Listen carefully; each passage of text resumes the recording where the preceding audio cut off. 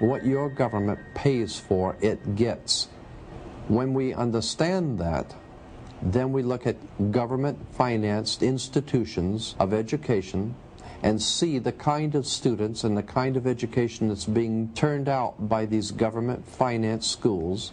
Logic will tell you that if what is being turned out in those schools was not in accord with what the state and the federal government wanted, then it would change it. The bottom line is that the government is getting what they have ordered. They do not want your children to be educated. You think the purpose of education is reading, writing, and arithmetic?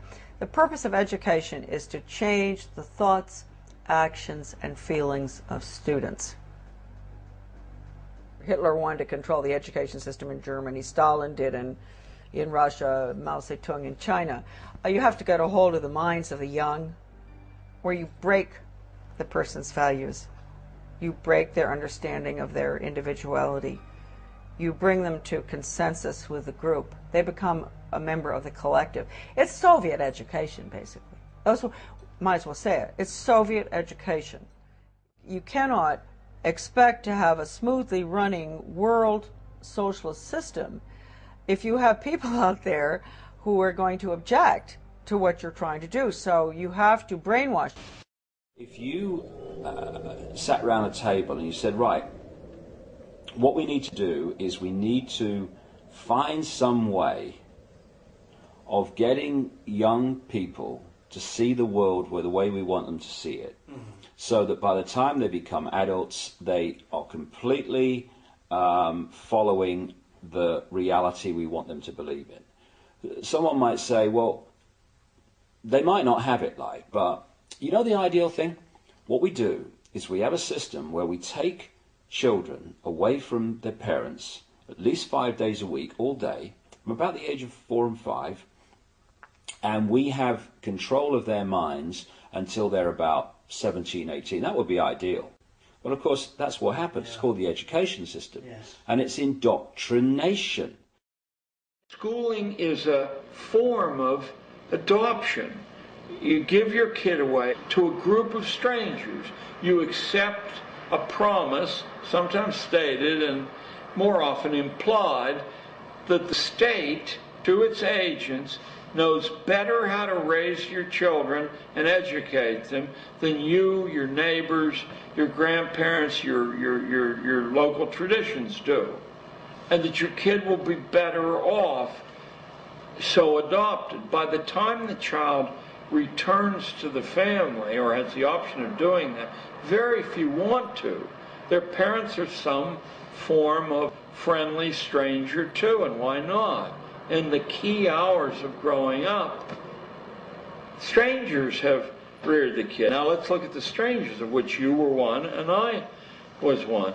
Regardless of our good feeling toward children, regardless of our individual talents or intelligence, we have so little time each day with each of these kids, we can't possibly know enough vital information about that particular kid to tailor a set of exercises to that kid.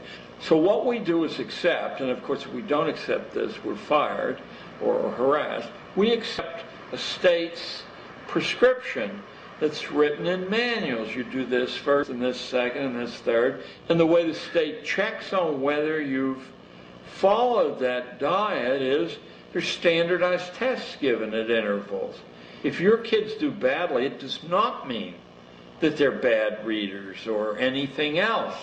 It means that they haven't been obedient to the drills the state set down, and they're marked for further treatment later on, or they're marked to be excluded from responsible jobs.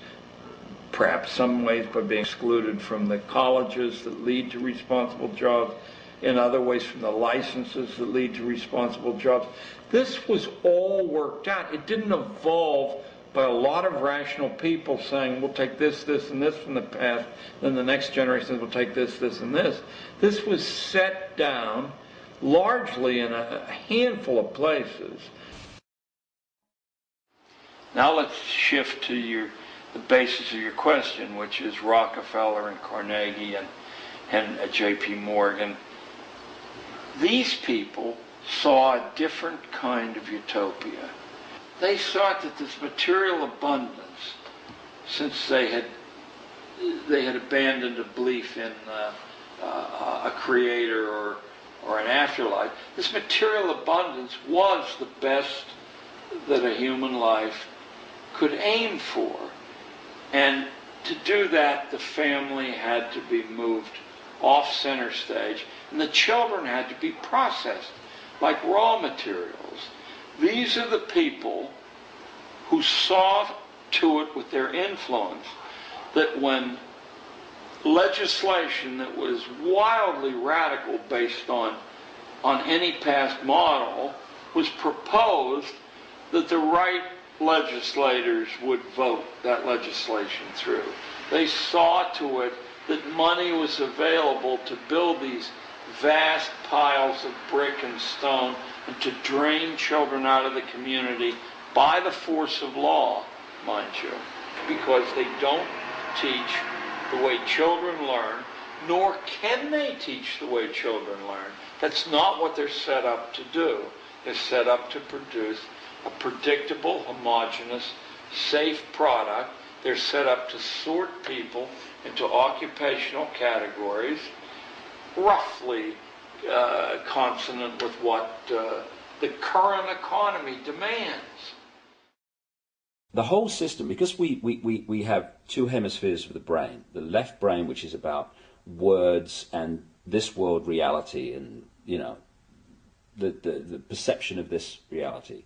We have the right brain, which is where you get creativity, inspiration, and connection, and then you've got this corpus callosum, which connects the two.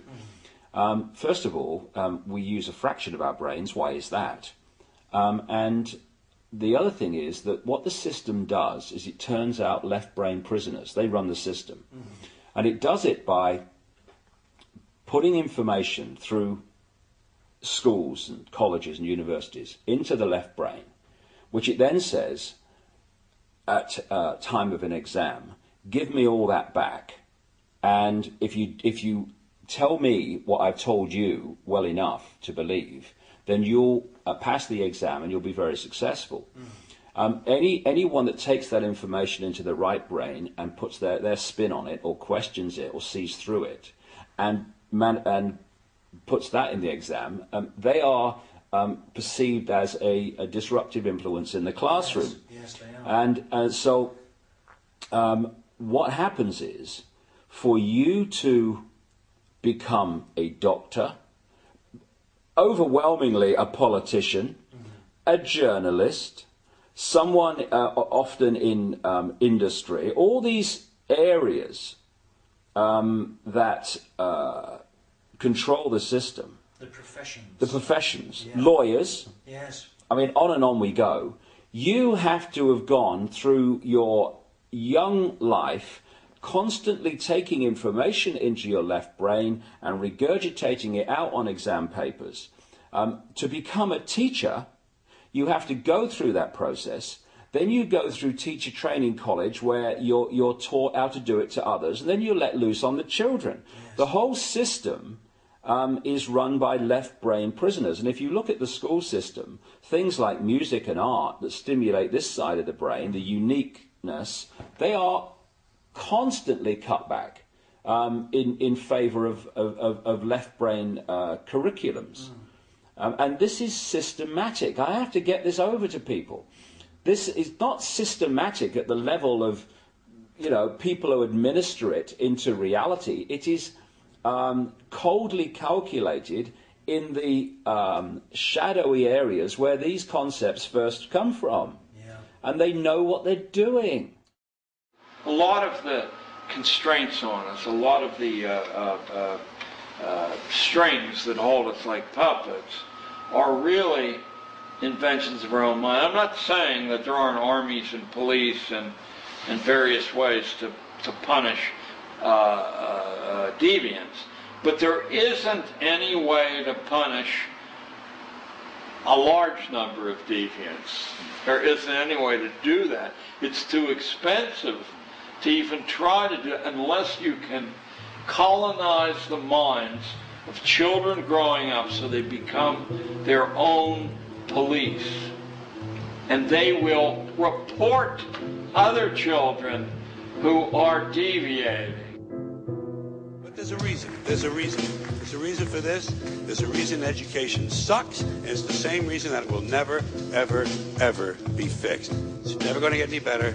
Don't look for it. Be happy with what you got. Because the owners of this country don't want that.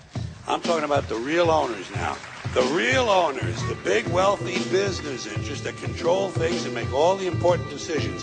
Forget the politicians. The politicians are put there to give you the idea that you have freedom of choice. You don't. You have no choice. You have owners. They own you. They own everything. They own all the important land. They own and control the corporations. They've long since bought and paid for the Senate, the Congress, the state houses, the city halls. They got the judges in their back pockets. And they own all the big media companies, so they control just about all of the news and information you get to hear. They got you by the balls. They spend billions of dollars every year lobbying to get what they want. Well, we know what they want. They want more for themselves and less for everybody else. But I'll tell you what they don't want. They don't want a population of citizens capable of critical thinking. They don't want well-informed, well-educated people capable of critical thinking. They're not interested in that. That doesn't help them. That's against their interest. That's right. They don't want people who are smart enough to sit around the kitchen table to figure out how badly they're getting fucked by a system that threw them overboard 30 fucking years ago. They don't want that. You know what they want? They want obedient workers. Obedient workers. People who are just smart enough to run the machines and do the paperwork and just dumb enough to passively accept all these increasingly shittier jobs with the lower pay, the longer hours, the reduced benefits, the end of overtime, and the vanishing pension that disappears the minute you go to collect it. And now they're coming for your Social Security money. They want your fucking retirement money. They want it back so they can give it to their criminal friends on Wall Street. And you know something? They'll get it. They'll get it all from you sooner or later because they own this fucking place. It's a big club, and you ain't in it. You and I are not in the big club. By the way, it's the same big club they used to beat you over the head with all day long when they tell you what to believe. All day long, beating you over the head in their media, telling you what to believe, what to think, and what to buy. The table is tilted, folks. The game is rigged. And nobody seems to notice. Nobody seems to care. Good, honest, hard-working people, white collar, blue collar, doesn't matter what color shirt you have on. Good, honest, hard-working people continue. These are people of modest means. Continue to elect these rich cocksuckers who don't give a fuck about them. They don't give a fuck about you. They don't give a fuck about you. They don't care about you at all. At all. At all. Yeah. You know?